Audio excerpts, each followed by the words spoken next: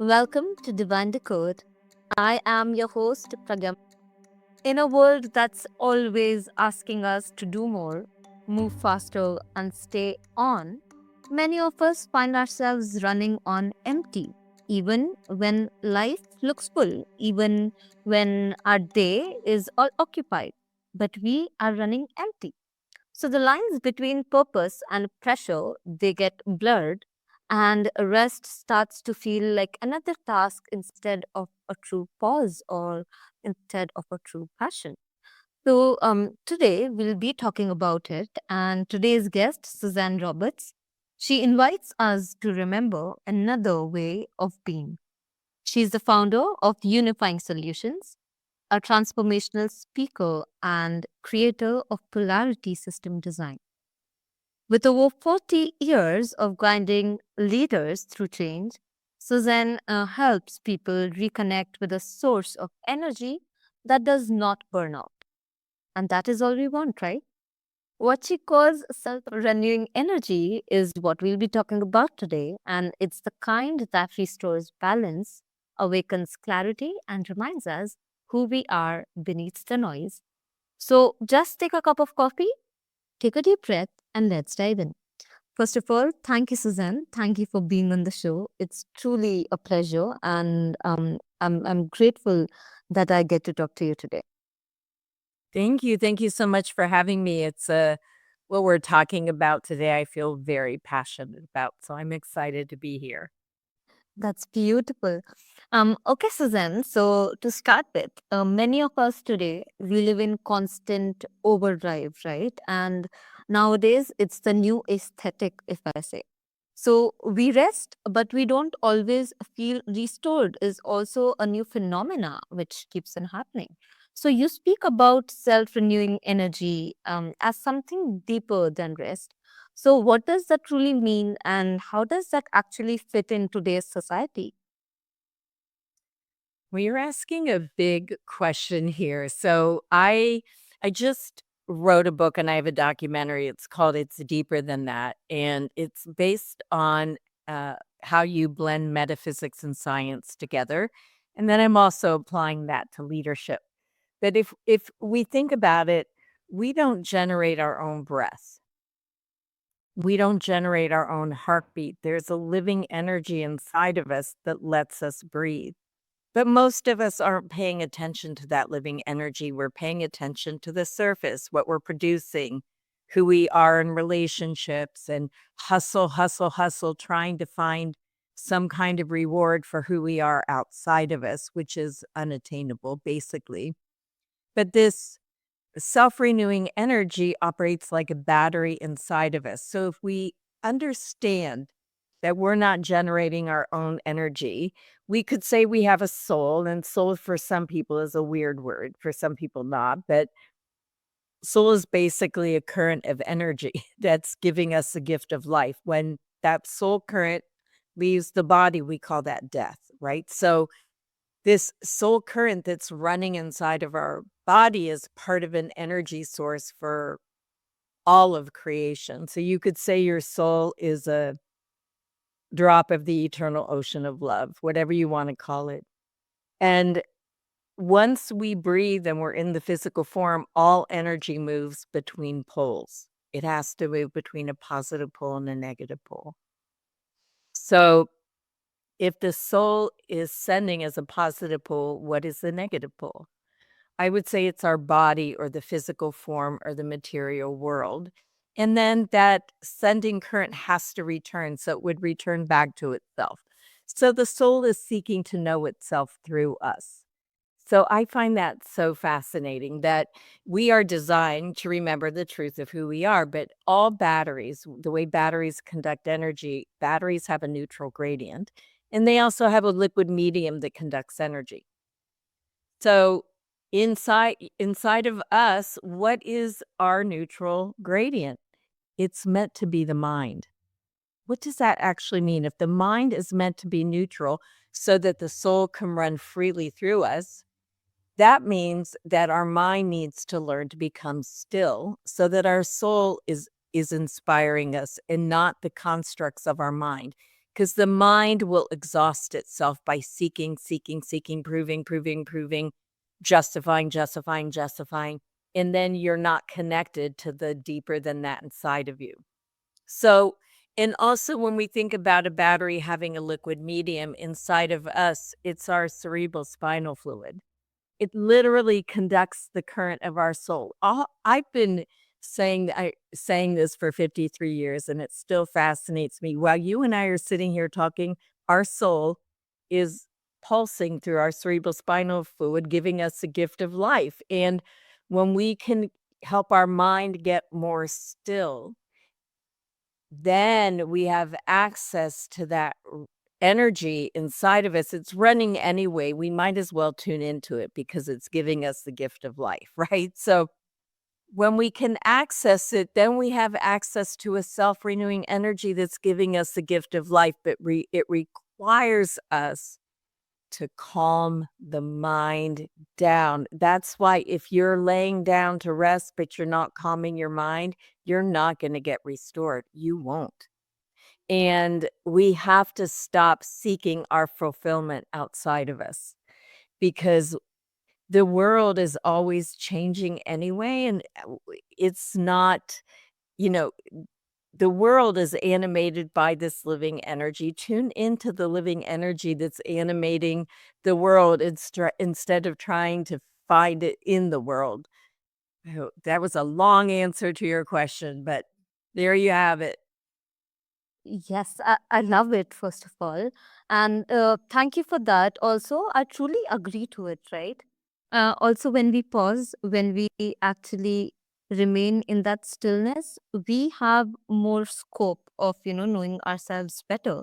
And thank you for putting it through because that is what we are forgetting. All we think is that, okay, we'll sit for 15 minutes and that is what rest is. And then we'll begin with another thing, which is not the right way, right? That is not how you restore your energy. And um, however and how much busy you are, there always has to be this, initiative from ourselves, wherein, we take out time for ourselves, knowing ourselves better. And what better could be done apart from that, right? The thing is when we can learn to tune into this living energy inside of us through stillness, we have access to stillness while we're busy. Mm. So I'm very active. It's not like I sit around and just meditate all day long. I do meditate in the morning for sure, but I carry that atmosphere with me. So even though I'm busy in the world, I'm tuning into this self renewing energy and I'm getting nourished. Why not get bathed by the very gift of life that's inside of us? It doesn't mean we don't take action, but it's where are we trying to find our fulfillment? Do you see what I'm saying? Like if you're trying to prove that you have value, and if you work harder, then you prove, you have value and see somebody outside of you is going to reward you. The problem is we have a rewarding system right now that rewards exhausting yourself. And that's crazy, like you're trying to prove to the world and to your boss or to whomever that you have value because you're gonna kill yourself to produce, and it's like, you can be busy while you're resting inside. I know that sounds crazy, but most people are living disconnected, not connected. So it's a question of are you living disconnected in order to prove, or are you resting in stillness while you're taking action? Mm-hmm. So true. And that's a very good question, to be very honest. And yes, yes, that's so true. Also, let's talk about your work, Polarity System Design. It explores the dance between our inner opposites, right? Like ambition and surrender, logic and intuition.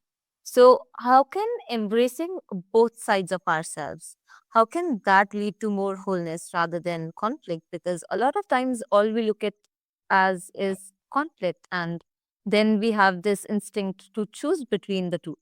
but you explore it with the balance system of it. So how do you explore it, and what is your understanding of it?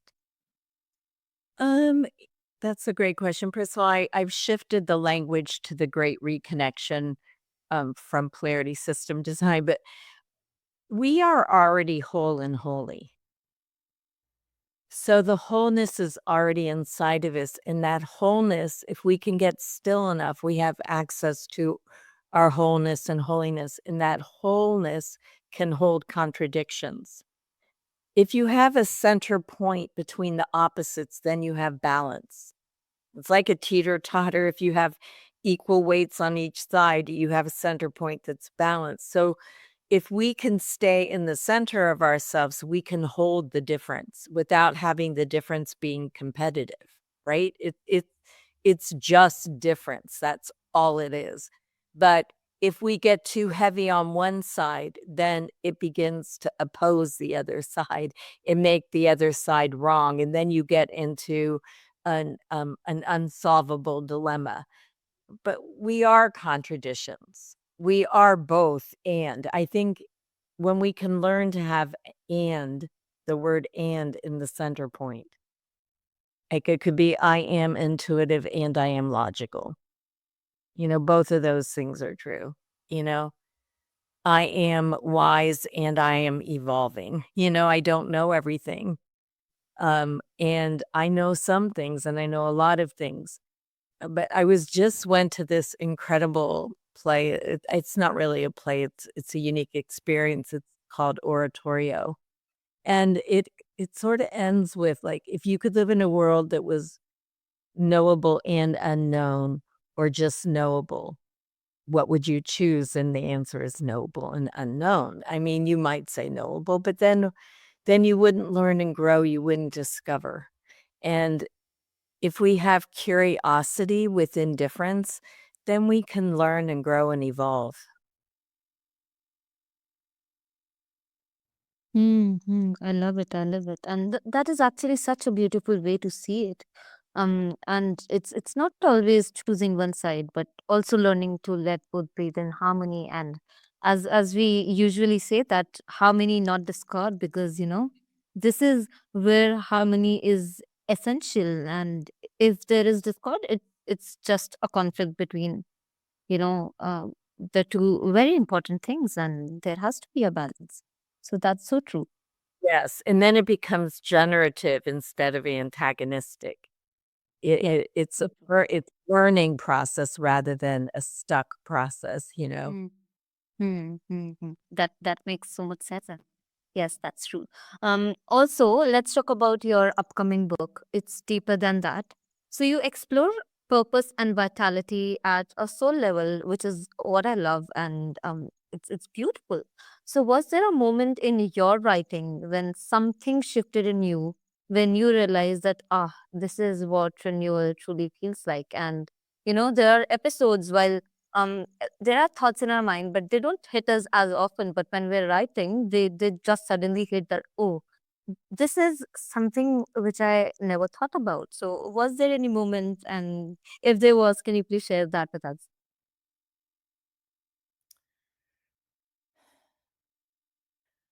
Um,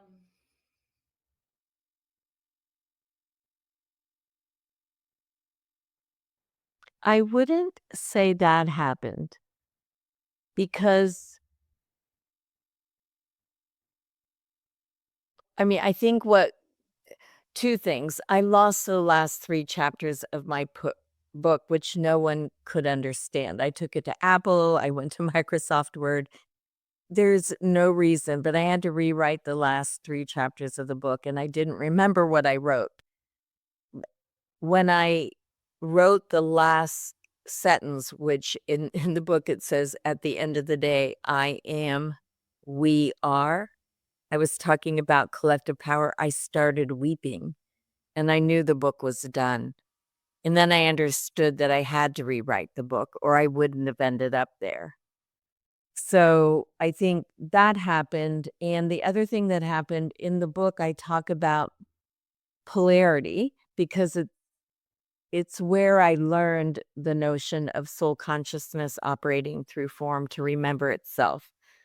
But I applied it to human and social development and to leadership, and I realized when the book was over, it's really about the great reconnection to your soul. So, I think that's what emerged from writing the book, that I no longer wanna call it polarity, because if you look up polarity therapy, what I'm doing doesn't look like anything like polarity therapy, and I didn't understand that until after I finished writing the book. So those are the 2 things that I would say were really pivotal from writing the book. The book, I launched it October 15th, and I also launched there's a documentary that goes along with the book, and we launched that October 15th, and that's been, uh, just great. Really fantastic, so That's actually so pretty and beautiful in its own because um that is what being human feels like, and that is what being human is like, right? And that is profound. It shows the growth, and I'm so happy for your book, and I'm so happy for you, and thank that that was a beautiful anecdote to share. I loved it, and yeah.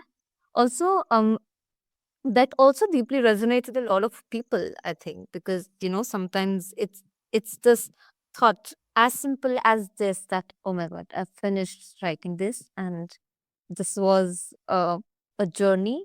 It was a roller coaster journey, and there is a lot that I've learned through this, and I'm sure that readers would also learn through it in different ways, and everybody has a whole different perspective of it and their own take of it in their life. So that's beautiful. Thank you for sharing that.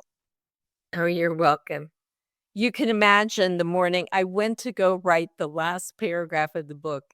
You can imagine waking up and having 3 chapters disappear. Oh my when I went to the Apple store, I sat there crying. I felt so the guy's just looking at me, and I paid money to talk to Microsoft, and then I just had to surrender. What are you gonna do?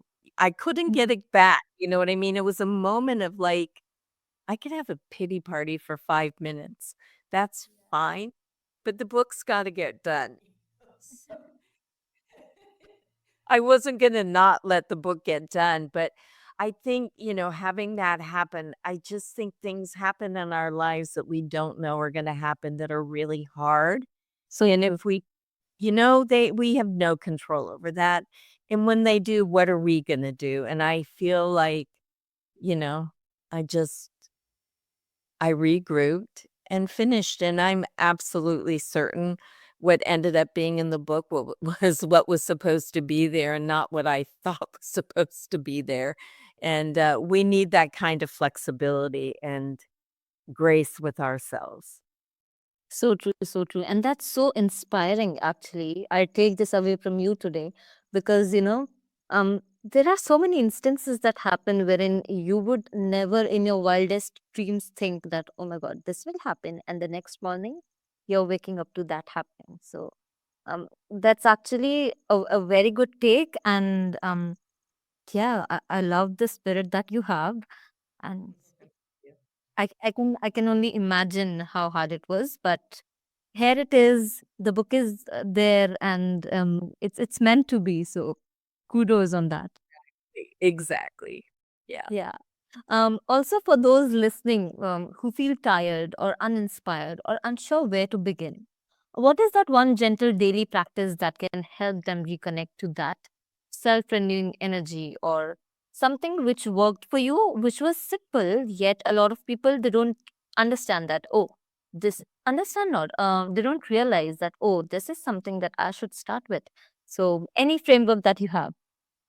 Yes, I mean, one thing I would recommend is if people wanted to go into the book portal, it's free. I have meditations on there. I have teaching videos, a journaling workbook. Um, and so what I would share is one of the meditations that you can listen to is if you cross your ankles and your wrists and you take a deep breath in and exhale slowly and just say to yourself, my soul is a drop of the eternal ocean of love, and it's a gift to me. It's letting me breathe. And as you close your eyes, just imagine sitting against your own spine and being bathed by the soul current. Like, just sit there. It's pulsing inside of you. Like, the source, which is the eternal ocean of love, is breathing inside you. Let yourself sit there and have access to this self renewing energy. And if you just do that, even for like 3 minutes, 5 minutes, it doesn't have to be forever. And then during the day, just cross your ankles and wrists again. It'll remind you, it'll signal to you, ah, there's a radiant energy inside of me. Ah, okay. And then just maybe every few hours, just cross your ankles and your wrists. Ah, there's a radiant energy inside of me. And just do that. We need 300 repetitions for it to become a habit. So just do it 300 times and it'll begin to be a resource for you. So that's what I would recommend.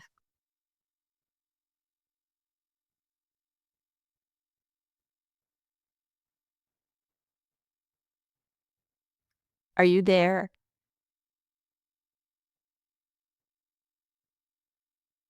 Hello?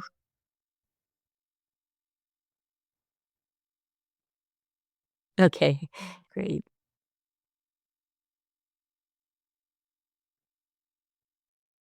Yeah, yeah.